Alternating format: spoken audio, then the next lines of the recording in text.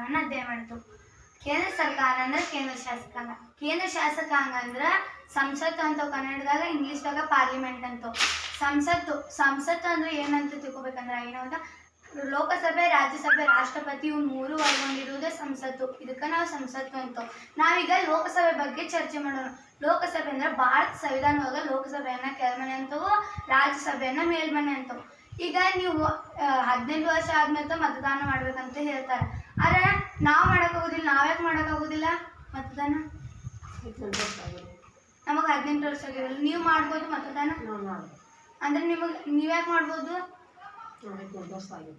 ನಿಮಗೆ 18 ವರ್ಷ ಆಗಿರ್ತಾವ, ನೀವು ಮತದಾನ ಮಾಡ್ಬೋದು. ನಮಗಿನ್ನ 18 ವರ್ಷ ಆಗಿರೋದಿಲ್ಲ, ಅದಕ್ಕೆ ನಾವು ಮತದಾನ ಮಾಡ್ಬೋದು. ಈಗ ಲೋಕಸಭೆಗೂ ಹಂಗ ಮತದಾನ ಮಾಡಿ ಗೆಲ್ಸಿರ್ತಾರ. ಅದ್ರ ಒಟ್ಟು ಸದಸ್ಯರ ಸಂಖ್ಯೆ 552 ಜನ ಇರ್ತಾರೆ. ಅವ್ರ ಆ 552 ಜನ ಹೋಗಿರ್ತಾರೆ ಲೋಕಸಭೆಗೆ, ಎಲ್ಲ ಓಟ್ ಹಾಕಿ ಅವ್ರನ್ನ ಗೆಲ್ಸಿರ್ತಾರೆ.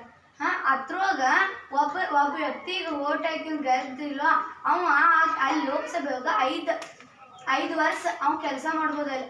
ಮತ್ತೆ 5 ವರ್ಷ ಆದ್ಮೇಲೆ ಅವ್ರು ಮರು ಚುನಾವಣೆಗೆ ನಿಲ್ಬೋದು. ಅಂದ್ರೆ ಅವ್ರು ಈಗ ಉದಾಹರಣೆಗೆ ನರೇಂದ್ರ ಮೋದಿ ಈಗ 3ನೇ ಸಲ ಪ್ರಧಾನಮಂತ್ರಿ ಆದ. ಅವ್ನು 1ನೇ ಸಲ ನಿಂತ ಗೆದ್ದ, 2ನೇ ಸಲ ನಿಂತ ಗೆದ್ದ, ಈಗ 3ನೇ ಸಲ ಅವ್ನು 3 ಸಲ ನಿಂತಿಲ್ಲ, ಅವ್ನು 3ನೇ ಸಲಕ್ಕೂ ಗೆದ್ದ. ಉದಾಹರಣೆಗೆ ಅವರು ವಾಪಸ್ ನಿಲ್ಬೋದು. ಈಗ ಈ ಸದಸ್ಯರ ಅಂದ್ರೆ ಈ ಸದ್ಯ 552 ಸದಸ್ಯರು ಒಬ್ಬರನ್ನ ಸಭಾಧ್ಯಕ್ಷ, ಇಂಗ್ಲಿಷ್ದಾಗ ಸ್ಪೀಕರ್ ಅಂತಾರೆ.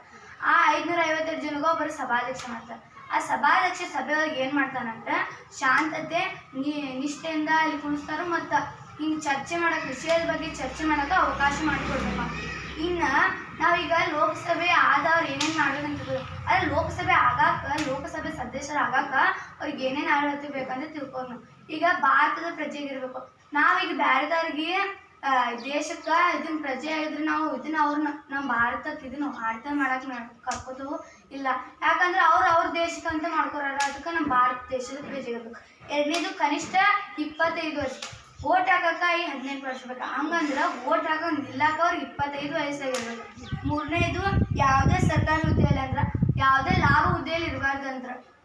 ನಾಲ್ಕನೇದು ಮಾನಸಿಕ ಅಸ್ವಸ್ಥನಾಗಿರ್ಬೇಕು. ಮಾನಸಿಕ ಅಸ್ವಸ್ಥ ಅಂದ್ರೆ ಹಿಂಗೆ ಅಲ್ಲಿ ಹುಚ್ಚಂತರ ಹಿಂಗೆ ನಡ್ಕೋಬಾರ್ದು. ಇನ್ನು 5ನೇದು ನ್ಯಾಯಾಲಯದಲ್ಲಿ ಶಿಕ್ಷೆ ಪಡೆದಿರಬಾರ್ದು. ಅವ್ನು ನ್ಯಾಯಾಲಯದಾಗ ಆಗ ಶಿಕ್ಷೆ ಪಡೆದಿದ್ರೆ ಅಲ್ಲೂ ತಪ್ಪು ಮಾಡೋಲ್ಲ ಅಯ್ಯವ ಅನ್ನಂತೆ ಅವ್ನು ನ್ಯಾಯಾಲಯದಾಗ ಶಿಕ್ಷೆ ಪಡೆದ್ರೆ ಅವ್ರಿಗೆ ಲೋಕಸಭೆ ಸದಸ್ಯರಾಗಕ್ಕೆ ಅಧಿಕಾರ ಇರುತ್ತೆ. 5ನೇದು ಆರ್ಥಿಕ ದಿವಾಳಿ ಆಗಿರಬಾರ್ದು. ಆರ್ಥಿಕ ದಿವಾಳಿ ಅಂದ್ರೆ ಅವನ ತಕ್ಕ ಮನಿ ಇಲ್ಲ, ಹೊಲ ಇಲ್ಲ, ಏನೂ ಇಲ್ಲದಕ್ಕೆ ಅದು ಆರ್ಥಿಕ ದಿವಾಳಿ. ಇಲ್ಲಿಗೆ ಕೇಂದ್ರ ಸರ್ಕಾರ ಪಾಠ ಮುಕ್ತಾಯ.